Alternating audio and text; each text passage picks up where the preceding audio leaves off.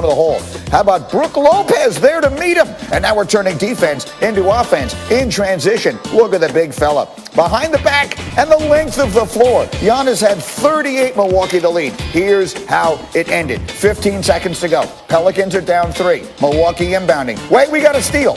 We're going the other way. We got ourselves a chance. Pelicans, someone has to want the shot. Ingram, Hart, Lonzo. Who wants it? Who wants to take the shot? Oh my goodness, nobody does. They don't get the 3 off.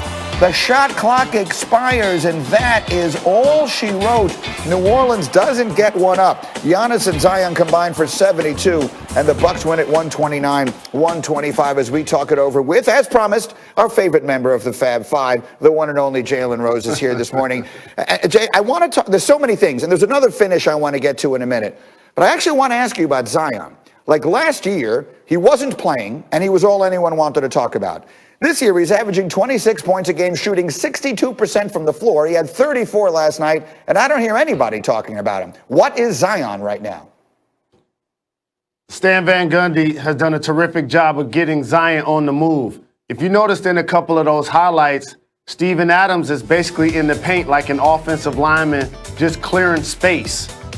You want to put shooting around Zion and allow him to be your playmaker, in theory. That's how you use him to his strength. If you notice, it's not those awkward possessions where it's swing, and also Zion open for a 3.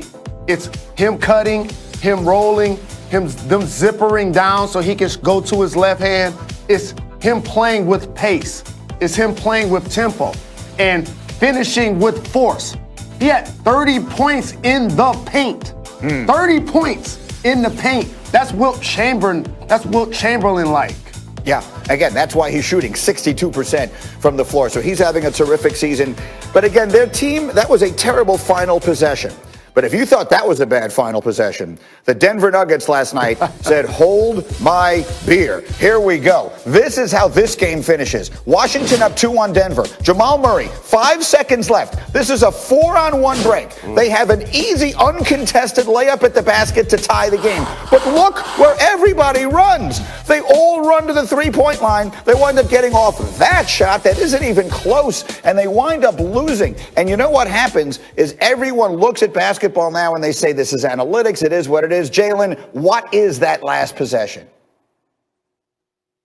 A lack of professional basketball IQ. I hate to break it to fans and members of the media, and it's not just in the pros. Sports is actually a kid's game. And you know what people do more than you realize? They play like we're not keeping score.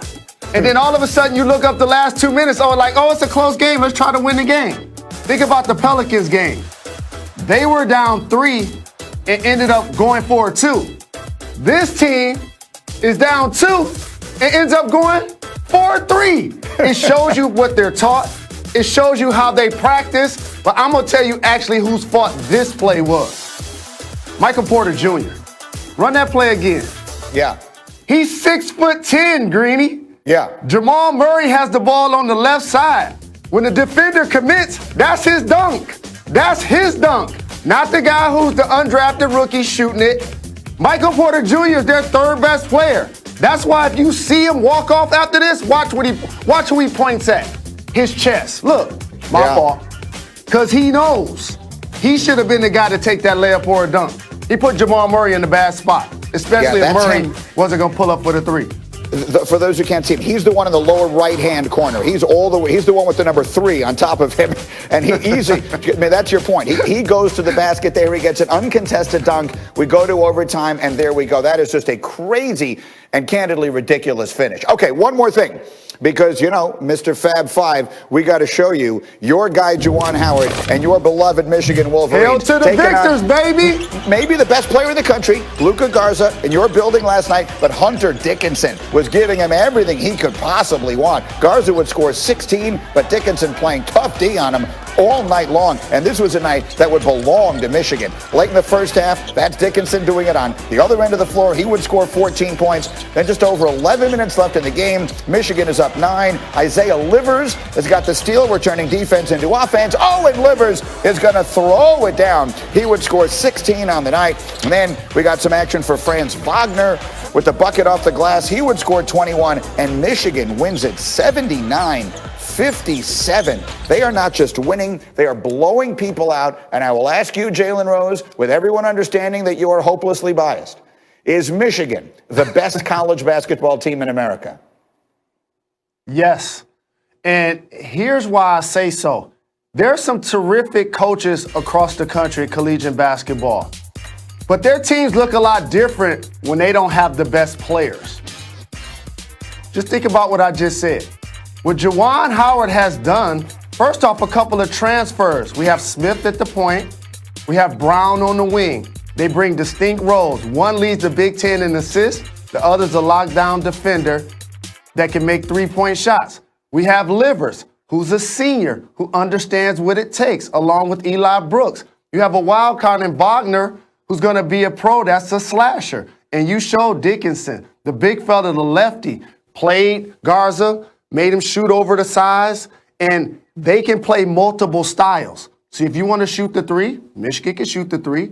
If you want to slow it down and play half court, they can throw it inside. And so based on that balance, that's what you're going to need in order to advance in the NCAA tournament. I love Gonzaga. I love Baylor. Ohio State is really good. There's some terrific teams in the tournament. There's some terrific teams in collegiate basketball. The Michigan Wolverines have shown me they have the capability of winning it all this year. Look, they have one loss. Gonzaga and Baylor are unbeaten, but Michigan is playing in the most loaded conference in the country by far. To have only one loss playing in the Big Ten this year is an incredible accomplishment. Jalen, you're the best. We'll see you tonight. NBA Countdown is coming your way because we've got the Friday doubleheader tipping off with the Pacers and the Celtics. That's at 7:30 Eastern tonight, a good one. And then you'll get LeBron and the Lakers taking on Dame Lillard and Portland in a big one in the Western Conference. That's our action tonight. It starts with Jalen and NBA Countdown, 7 Eastern on ESPN and the ESPN app. As we continue.